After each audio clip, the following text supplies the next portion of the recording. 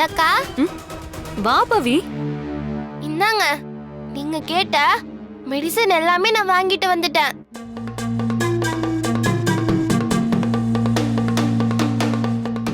என்ன ரோஜா, ஏசி ரூம்ல இப்படி வேர்த்திருக்க உங்களுக்கு? அது ஒண்ணும் இல்ல, மாடிக்கு துணிக்காய போட போயிருந்தேன். துணி தானே காய போட்டீங்க? என்னமோ 200 மீட்டர் ஸ்டேஸ்ல ஒன்ன மாதிரி இப்படி வேர்த்து பூத்து நிக்கிறீங்க.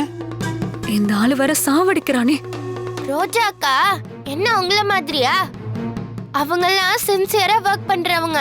அப்படி ஒர்க் பண்ணா வேர்வெல்லாம் வரதா செய்யும். கேப்ல நம்மள அசிங்கப்படுத்திட்டாலே. அத விடுங்க அக்கா. நாங்க இப்போ என்ன வாங்கிட்டு வந்திருக்கோம் தெரியுமா? என்ன? இது ஒரு டிவி. ஆனா இதுல சினிமாவும் பார்க்க முடியாது, பாட்டும் கேட்க முடியாது. என்னன்னு சொல்லுங்க பாப்போம்.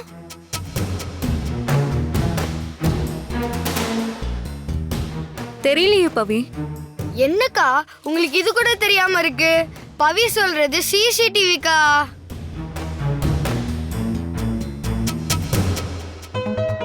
ஆமா, இது எதுக்கு இங்க? சேஃப்டிக்கு தான். பாட்டி இந்த ரூம்ல தானே இருக்காங்க. ஒருவேளை நீங்க இல்லாதப்ப அவங்களுக்கு ஏதாவது உணர்வு வந்தா இந்த சிசிடிவி வழியா வேணு சித்தப்பாவோட போனுக்கு போயிடும். அதுவும் இல்லாம நகைப்பெட்டியும் இங்க தானே இருக்கு, அதுக்கும் ஒரு சேஃப்டி வேணும்ல. அதான் நான் இப்படி ஒரு ஐடியா பண்ணேன். எப்படிக்கா? சூப்பர். தெரியும் நீங்க இததான் சொல்லுவீங்கன்னு.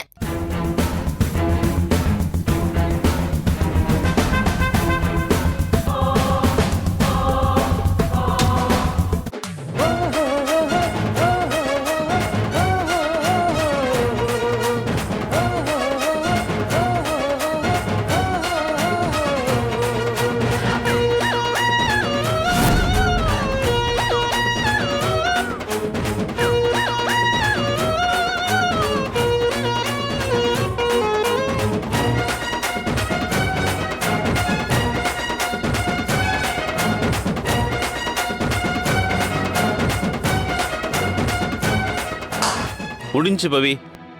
அவ்வளோதான்.